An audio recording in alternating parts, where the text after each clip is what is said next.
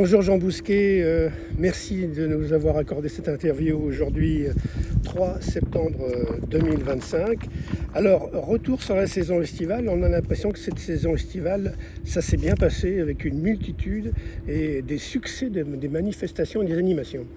Bonjour Monsieur Rassa, merci de m'interviewer dans ce lieu qui est pas anodin, du stade et de l'école qui est derrière nous, de l'école primaire qui est derrière nous. Oui, effectivement, cette saison estivale a été très riche. Nous l'avons voulu plurielle, en associant la musique, le spectacle vivant et des animations populaires, bien sûr, gratuites pour tout le monde, pour les terrassonnaises et les terrassonnais, mais aussi pour tous les gens qui viennent nous visiter, les touristes, etc. On a l'impression qu'on est monté d'un cran quand même. Il y a eu ce beau concert Place Bouquier, il y a eu des animations quand même très fortes sur la place de la Libération et même à l'intérieur de la ville. Tout à fait, tout à fait. Et nous avons reçu pour la première fois le festival du Périgord Noir. C'était une très belle représentation de qualité. Je pense que vous y étiez d'ailleurs. Il y avait beaucoup de monde, il y avait peut-être 500-600 personnes sur la place Bouquier. Et j'espère que nous renouvellerons sûrement l'année prochaine cette expérience qui est très riche.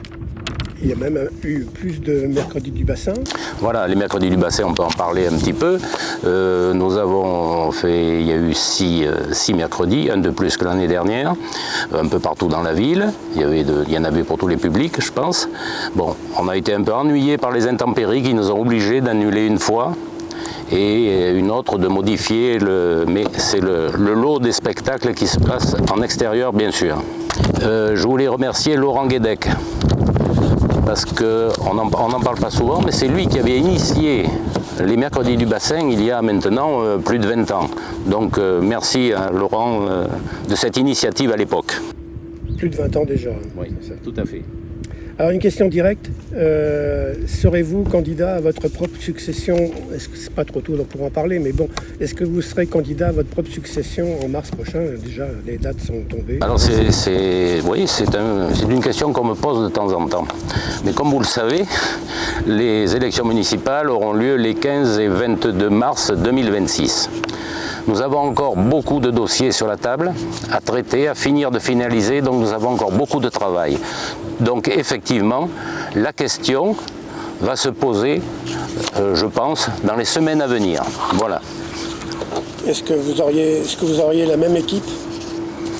Ce sera sûrement une équipe un petit peu renouvelée, mais il y aura une partie de gens. Je dis bien si. Sûrement, certains repartiront, certains de mes collègues repartiront, bien sûr. Est-ce qu'on peut retracer votre parcours en deux lignes? Vous êtes élu à Terrasson depuis combien de temps? Je suis élu à Terrasson avec Pierre Delmonte depuis 1989. Ah, vous êtes arrivé quand il est arrivé? On est arrivés ensemble. Et il m'a nommé adjoint depuis cette époque. J'ai été adjoint jusqu'en 2020. Où j'ai eu l'honneur de prendre sa succession. Revenons sur les points forts de ce mandat actuel. Quelles sont les réalisations que vous avez effectuées? Alors, il y a beaucoup qui se voient, comme la piscine, le niveau de la Vézère cet été, qui a été concluant. Et puis, il y a beaucoup de points forts aussi que l'on ne voit pas forcément. Le GIE, la gendarmerie. Tout à fait. Je sais qu'on parle en ce moment dans les médias d'immobilisme. Alors je vais vous citer quand même les principaux points de notre mandat. Il y a eu, comme vous le savez, la création de la maison des apprentis, où 9 apprentis sont en permanence sur notre ville et sont dans les entreprises du secteur, de notre territoire, pour apprendre un métier. Donc ça, c'était une des premières réalisations. Il y a eu la réhabilitation de la chapelle Notre-Dame du Mouret, dans le cadre de la préservation du patrimoine. Cette chapelle qui était très décrépite, si on peut dire, et que nous avons remis, qui est très belle maintenant. Il y a eu la création des salles de la Ville-Dieu, là, toujours pareil, la réhabilitation, la préservation du patrimoine, où nous avons mis à la disposition des entreprises, des associations, de tout le monde, des particuliers, de nouvelles salles qui sont occupées très très souvent. Il y a eu la réhabilitation bien sûr de la piscine, c'était un très très gros chantier de pratiquement 3 millions d'euros. Nous avons, on peut dire, pratiquement une reconstruction de la piscine si vous voulez. Et ça sert à tout le monde, on voit la fréquentation qu'il y a, donc c'est une très belle réalisation. La réhabilitation de la friche Bourjade, vous en parliez tout à l'heure, pour l'accueil du GIE qualité entreprise. C'est une comme je vous le disais, une très belle réalisation, mais c'est surtout de garder sur notre territoire une entreprise qui menaçait de s'en aller un peu plus loin. Donc maintenant cette entreprise a plus de 300 personnes au niveau de la France, et sur le site de Terrasson, c'est le siège social, il y a eu un peu plus de 30 personnes qui sont là en permanence. Ensuite, il y a l'extension de la gendarmerie. C'est une implantation pour, nous avons toujours pareil, sur une friche, nous avons travaillé sur l'ancienne étude notariale, où nous avons réalisé 5 logements pour les gendarmes, ce qui pérennise notre gendarmerie à Terrasson. Nous avons fait une salle de réunion pour les gendarmes qui n'en avaient pas. Nous leur avons mis un peu plus de confort. Le poste de police municipale, avec une modernisation, agrandissement, pour que nos agents aient de meilleures conditions de travail et peut-être pour pouvoir mettre la vidéoprotection comme nous l'avions déjà dit. La voirie, sur laquelle nous mettons ça fait partie des choses qui ne se voient pas beaucoup, sur laquelle nous mettons des montants très très importants. Cela ne se voit pas parce qu'on agit, si on ne faisait rien, ça se verrait et on nous le dirait. La réhabilitation de la salle de tennis de table, qui va être bien sûr inaugurée dans les prochains jours. Je crois que c'est le 13 septembre, où on aura une salle que beaucoup nous envieront, j'espère.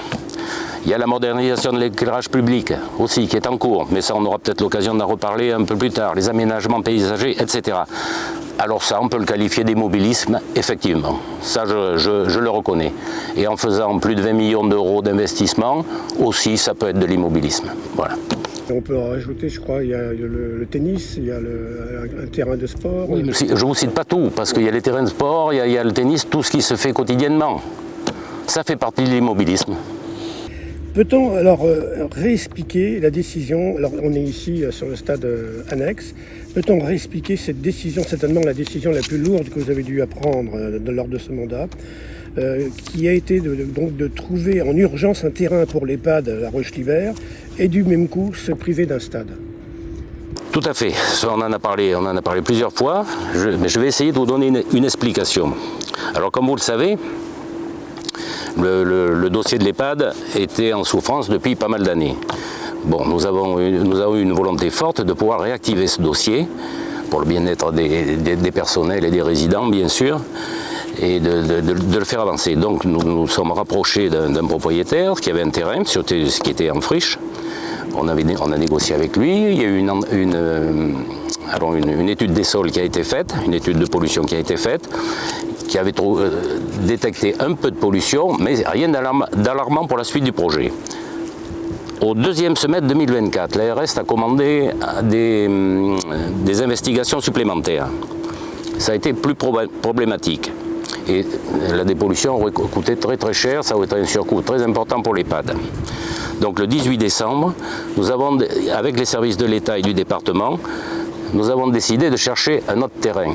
Et vu les contraintes entre le PPRI, les financeurs qui nous demandaient un terrain plat, bien sûr, important en ville, la décision a été prise de faire l'EHPAD à l'endroit où nous sommes aujourd'hui, sur le terrain de foot. Je sais que c'était une décision compliquée à prendre.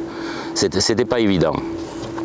Donc voilà, compte tenu de toutes ces contraintes, nous avons pris cette décision et surtout, ce qui a fait prendre notre décision plus rapidement aussi peut-être, c'est le fait que les subventions qui étaient accordées sur ce dossier auraient pu disparaître. Et il s'agit quand même de plus de 2 millions d'euros. Donc on ne pouvait pas se permettre cela. Ce n'était pas possible et il fallait absolument refaire l'EHPAD. Voilà pourquoi. Alors pourquoi ce terrain de foot? Oui, alors ça a posé un problème, évidemment. On va basculer sur le foot. Nous avions fait une proposition de faire des travaux sur le terrain de foot actuel, là, sur le stade Covida, et que les deux clubs se réunissent. Un club accepté, l'autre non. Pourtant, c'était un dossier, je pense, qui était cohérent, honnête et respectueux de tout le monde. Bon, il y avait la formation des jeunes, la structuration des clubs, nous mettions des moyens supplémentaires, etc. Donc, il y a un club qui a accepté, mais ça partira avec ce club. Voilà l'histoire, si vous voulez. Est-ce que cette décision lourde à prendre, est-ce que c'est pas quelque part cette obligation de faire les travaux dans l'année, c'est l'environnement qui en souffre, c'est les futures générations des élèves de l'école primaire derrière vous qui vont en souffrir parce qu'il y a ce terrain, cette pelouse va disparaître. Tout à fait, mais dire que c'est un drame, il faut peut-être pas quand même exagérer, parce que vous connaissez très bien Terrasson, vous savez que derrière l'école primaire qui est là, dans mon dos, il y a un autre stade. Stade de rugby. Voilà, qui est à 20 mètres ou 50 mètres si vous voulez. Donc je pense que côté équipement, il n'y a pas de problème. En ce qui concerne les clubs, nous allons faire un autre stade. Vous le savez peut-être aussi, nous avons acheté des terrains au Chauffour. Nous allons faire un stade qui sera principalement dévolu au rugby, principalement, mais ça peut être pour d'autres choses. Et le stade de la Plaine des Jeux sera aussi principalement réservé au foot. Voilà. Donc, alors je pense que les équipements, on perd un stade, mais on en a d'autres. On ne manque pas d'équipements à Terrasson. Pour une petite ville de 6500 habitants, je pense qu'on est pas mal doté. Les sourires des personnes âgées vont peut-être remplacer Tout à fait, je crois. Et puis je crois que c'est pas... je pense que ça va très bien. L'école primaire que nous allons refaire, nous allons lancer le projet cette année, nous allons complètement la réhabiliter. Puisqu'au budget nous avons mis 300 000 € pour choisir la maîtrise d'œuvre, etc., etc. Donc ce projet maintenant va être en route. Et ceux qui seront là après, je ne sais pas qui ça sera, j'espère qu'ils continueront ce projet qui est à peu près chiffré entre 7,5 millions et 8 millions. C'est un gros morceau. D'après vous, alors quelles sont les attentes de votre équipe aussi, parce que votre équipe est aussi à l'écoute, quelles sont les attentes des Terrassonnais aujourd'hui? Peut-on améliorer leur vie quotidienne encore? On peut toujours l'améliorer. Je pense qu'on a fait pas mal de choses, mais on peut l'améliorer. Ils attendent quoi? Les gens de la sécurité, l'accès aux soins et dans un cadre de vie agréable. La sécurité, je crois qu'on a commencé à faire pas mal de choses. D'ailleurs, on peut le voir, hein, la délinquance de la vie de tout le monde, hein, de la gendarmerie, des associations qui s'occupent de la délinquance, qui s'occupent des jeunes. La délinquance a beaucoup baissé. Bien sûr, il y a toujours des petits problèmes, ça il y en aura toujours, mais on fait le maximum pour que les gens se sentent bien et en sécurité. L'accès aux soins, on a trouvé quelques médecins, il y en a plus qu'il y en avait il y a quelques années. Maintenant, vous savez, on a fait une bourse pour les médecins et pour les dentistes, parce qu'on a un manque flagrant de dentistes maintenant. Donc, bon. Pour les étudiants, hein, qui peuvent... Ah oui, pour les étudiants, oui, bien sûr. Les étudiants en médecine et en pharmacie. Voilà. Qui bénéficient d'une dotation en échange de Tout à fait. Pour les médecins, c'est à partir de la 4e année, ils ont une dotation tous les mois pour leur aider à poursuivre leurs études. Et pour les pharmaciens, on a fait la même chose. Voilà. C'est peut-être pas à partir de la 4e année, parce que je ne me rappelle pas combien ça dure, les études de pharmacie, mais voilà, c'est sur le même principe. Et en face de cela, ils s'engagent pour une durée au minimum de 5 ans à exercer sur Terrasson. Et j'espère qu'ils s'y sentiront bien et qu'ils resteront une partie de leur carrière à Terrasson. Quels seraient les projets que vous souhaitez réaliser si vous étiez là pour un second mandat? Comme vous dites, s'il y a un second mandat, comme je viens de vous le dire, il y a ce projet de l'école dont je viens de vous parler, qui est un projet très important, qui va monopoliser pas mal de financement pendant le prochain mandat. Et on doit le faire. Malheureusement, je voulais qu'on le commence plus tôt, mais les contraintes budgétaires et tout ça, il y a eu pas mal de choses, comme vous le savez, on n'a pas pu le lancer. On le lance maintenant. Donc, il y a ce projet de l'école, notre groupe primaire qui est un des plus gros d'Ordogne, encore. Et puis il y a beaucoup de choses sur le commerce, sur qu'est-ce que je peux vous dire, l'aménagement du quartier de la gare, à finaliser. L'aménagement de la place de la Libération, de l'avenue Charles de Gaulle, qui commence à en avoir bien besoin. Ça, c'est parmi les priorités. Puis il y a d'autres priorités sur le commerce, etc. qu'il faut... Comme vous pouvez le constater aussi en ce qui concerne le commerce, je pense qu'il y a moins de boutiques vides qu'il y a quelque temps. Il y en a qui s'ouvrent. Ce que je peux vous dire aussi, sans ne rien dévoiler, c'est que vous savez qu'on avait Carrefour Market, Carrefour Market a été vendu. Ça y est, c'est fait. Donc il va y avoir des installations qui vont s'y faire. Je ne peux pas vous dire ce que ça sera pour le moment, mais dans les semaines qui viennent, je pense qu'on aura des réponses. Voilà, c'est une très bonne chose pour Terrasson. Quelque chose qui sera du côté du commerce? Oh oui, ce sera du commerce, bien sûr, bien sûr. Alors, on en a déjà abordé plusieurs, mais parmi ces sujets, y a-t-il plusieurs thèmes qui vous interpellent? Alors, les écoles, on en a parlé, la sécurité, les commerçants, la santé et les entreprises. Alors, tous les sujets sont intéressants, mais la sécurité, je crois qu'il y a des caméras prévues. Oui, on en a parlé un petit peu tout à l'heure. Je vous ai dit, le poste de police municipale, nous l'avons refait justement, d'ailleurs pour qu'ils aient de meilleures conditions de travail, mais aussi pour pouvoir recevoir la vidéoprotection que nous mettons, mais les caméras, on ne va pas en mettre partout. Il ne faut pas rêver, on ne va pas fliquer les gens, ce n'est pas notre but. Mais c'est surtout dans un but de sécurité et de protéger les gens, et qui seraient installés aux entrées de Terrasson et au carrefour principal. Je pense que beaucoup de collectivités l'ont fait, ont installé de la vidéoprotection. Et on ne peut pas dire vidéosurveillance, c'est de la vidéoprotection, mais ça permet de résoudre quelques affaires de temps en temps. Santé, on en a parlé, les commerçants aussi. Donc, oui, les commerçants, c'est un sujet un peu douloureux parce que en principe, il y avait quelqu'un qui devait être attribué pour justement faire le tour des commerçants et apporter aussi un soutien peut-être à ceux qui s'installent. Mais il y a des systèmes, on les soutient. Il y a la communauté de communes qui fait des choses aussi pour ça. Donc nous, on fait ce qu'on peut dans le cadre de nos compétences, bien sûr. Hein. Donc on essaie de les soutenir. Je sais que c'est difficile. Et puis vous savez, le problème, c'est que les modes de consommation ont changé depuis quelques années. Les gens achètent autrement. Alors pour nos commerçants, je reconnais que c'est très difficile. Moi, j'ai été commerçant toute ma vie. Mon père a été épicier. Je sais comment ça s'est passé et c'est les évolutions de la société qui font que le commerce va être différent, je pense. Du côté des entreprises, on l'a dit, donc les comités de communes apportent son soutien aux nouvelles entreprises. On sait que vous et les adjoints ont quitté aussi la table de la communauté de communes, justement peut-être à cause de ça, non? Il n'y a pas eu un terrain d'entente? Non. On est revenu autour de la table. Hein, on est revenu autour de la table. Il faut calmer les choses à un certain moment. Voilà. Donc, il faut qu'on arrive à travailler ensemble, ceux qui seront là la prochaine fois, ou je ne sais pas si ça sera moi ou quelqu'un d'autre. Il faut nouer des liens et travailler ensemble. On est la ville la plus importante. Il faut qu'on ait des relations avec la communauté de communes où il faut s'en aller. Mais ça, c'est un autre problème.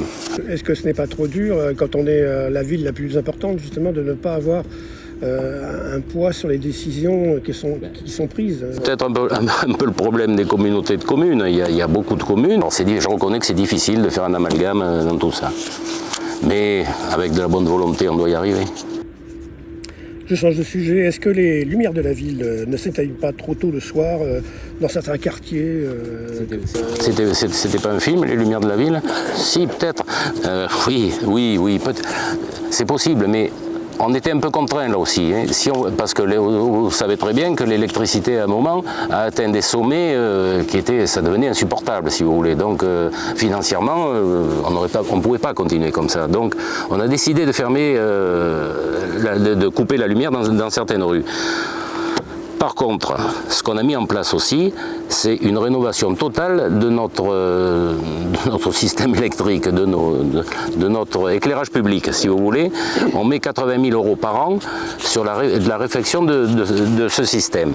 Donc nous allons tout passer en éclairage LED, ce qui va nous permettre de pouvoir rallumer dans certaines rues quand ça va être fait, en baissant l'intensité comme ça se fait maintenant, et de laisser de l'éclairage. Donc c'est vrai que je reconnais que c'est une gêne pour certaines personnes, mais avec un peu de temps, et on va régler le problème et on pourra revoir dans les rues qui n'ont pas trop d'éclairage. Voilà. L'éclairage LED apporte des économies. Hein. Bien sûr, ça coûte beaucoup moins cher, il y a beaucoup moins de consommation, notre éclairage était vétuste, voilà, faut le dire. Plus largement, est-ce que certains habitants peuvent ressentir que leur quartier est abandonné? Alors, les éclairages, ça peut contribuer, mais est-ce qu'il n'y a pas d'autres sujets? Je pense pas que les gens se sentent abandonnés. Tout le monde est logé à la même enseigne. Tous les terrassonnés, nous, notre but, c'est de travailler pour les terrassonnés, uniquement ça. On n'abandonne pas les quartiers. Des fois, il y a un peu de retard dans l'entretien des rues, des trottoirs et tout ça. Les gens me disent, il y a un peu d'herbe. Oui, il y a un peu d'herbe, oui. Mais on n'utilise plus de produits désherbants, donc ça demande un peu plus de temps. Voilà. Donc, mais je pense que c'est fait, ça a été fait dans toutes les rues, mais on abandonne personne. Peut-on prévoir les violents orages, comme on a eu à Nadaillac, à Saint-Orse, à Saint-Raby encore la semaine dernière, pour mieux préparer les dégâts, les ennuis causés par ces effets du réchauffement climatique un petit peu. Alors là, M. Rassa, vous me donnez des qualités de voyance que je n'ai pas malheureusement. C'est les orages, vous voyez comment ça se passe à l'heure actuelle. L'autre jour, il y a eu un orage où il a plu beaucoup là sur ce versant de Terrasson. Un peu plus loin, il y a eu un orage de grêle. Il y a eu une tornade à la Bachellerie Saint-Rabier. Je ne vois pas comment on peut le prévoir. Ce que je peux vous dire, c'est qu'on a une cellule de crise qui se met en place quand il y a des problèmes. On a un plan de sécurité qui est revu, qui est remis à jour. Et on essaie de gérer au mieux. C'est ça, de prévoir, c'est très compliqué de prévoir. Vous savez, un jour, on nous a annoncé, justement pour un des mercredis du bassin, on a dit qu'il va y avoir des trombes d'eau, il va pleuvoir, il va y avoir des... Bon, par précaution, on a annulé. Il n'est pas tombé une goutte d'eau. Voilà, c'est ça. Que voulez-vous? C'est les aléas. Bon, mais il faut quand même être prêt, parce que de plus en plus, on aura des phénomènes climatiques violents, je pense. Que souhaitez-vous répondre donc aux critiques d'un candidat aux élections municipales à Terrasson qui vous accuse d'immobilisme? On en a parlé. Je vous l'ai dit, alors je ne peux rien dire d'autre là, parce que bon. Et de prise de décision en comité restreint aussi. Non, un comité restreint, on travaille avec les adjoints. Si c'est un comité restreint, oui, peut-être oui, mais avec les adjoints, les conseillers qui veulent venir, il n'y a aucun problème. Hein. Mais c'est vrai que des fois, on est amené à prendre des décisions rapidement et où on ne peut pas réunir tout le monde. Donc on décide avec ceux qui sont là. Voilà, ça marche comme ça. Mais l'immobilisme. Mais qu'est-ce que c'est la mobilité alors? C'est de pérorer sur les médias, sur les réseaux sociaux tout le temps? Si c'est ça, d'accord, ok. Moi je vous ai dit ce qu'on faisait, ce qu'on avait fait. Voilà. Mais c'est vrai qu'on ne communique pas beaucoup. On ne communique pas beaucoup, c'est vrai. Vous savez, on peut considérer que faire 20 millions d'investissements, c'est rien, c'est facile, mais considérer que tous les investissements, les services qu'on a évoqués n'ont servi à rien, c'est malhonnête quand même. Voilà. La fête des associations arrive, c'est un moment important dans la vie communale. Tout à fait, c'est un moment très important, normalement j'y serai. C'est une fête qui se faisait tous les 2 ans et que nous avons souhaité faire tous les ans pour mettre en valeur toutes nos associations.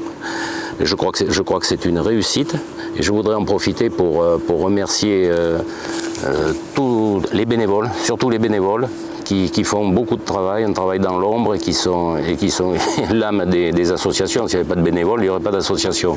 D'ailleurs, on pourrait peut-être baptiser cette fête des associations et des bénévoles. Et ça, c'est autre chose, pourquoi pas. Donc je les remercie très sincèrement du travail qu'ils font toute l'année, pas que pour cette fête. Les associations, c'est un nerf de la ville, c'est important pour la vie sociale, hein, c'est ça? On essaie de faire beaucoup pour les associations, les équipements que je vous ai cités tout à l'heure, le tennis de table, le tennis, où on a refait les cours, etc., les stades, c'est pour les associations, hein, c'est bien sûr que c'est pour ça, c'est la vie de la cité. Le centre culturel sera bientôt consacré à la musique, essentiellement. Ah, ça aussi, je vous en ai pas parlé. Bien sûr, ça fait partie des choses dans le culturel. Il y aura l'ouverture nous allons créer une salle de musique, pour la musique, qui le mérite bien aussi. Parce que depuis très longtemps, comme vous le savez, la Concorde est sous la mairie. C'est pas des conditions. Moi, j'ai connu ça quand je faisais un peu de musique. Donc, c'est pas des conditions formidables. À l'époque, ça allait, on était content. Mais maintenant, il faut autre chose. Donc, on a prévu de faire sous le centre culturel une belle salle de musique où tout le monde pourra se retrouver. Alors, les autres associations partent justement à la maison des associations, à la vitrine du Périgord. Ce sont 2 salles qui ont des problèmes d'acoustique au niveau de le plafond peut-être trop haut, je ne sais pas. Est-ce qu'on peut y remédier On peut remédier à tout, presque à tout, en ce qui concerne le matériel. Oui, la vitrine du Périgord, oui, il y a une acoustique, mais les associations, ils ne vont pas beaucoup, c'est surtout les expositions. Nous allons à la maison des associations qui est en face de moi, nous allons faire des travaux qui vont démarrer bientôt, justement pour accueillir les sections de l'amicale laïque qui étaient au centre culturel, qui était à l'endroit où nous allons faire la salle de musique. La poterie. Voilà, la poterie, tissage, etc. Oui, toutes ces, on va leur faire une. Ça sera beaucoup plus lumineux d'ailleurs. C'était un peu sombre où ils étaient. Voilà. Alors Jean Bousquet, merci pour cette interview. Y a-t-il une question que l'on n'a pas abordée et que vous aimeriez aborder?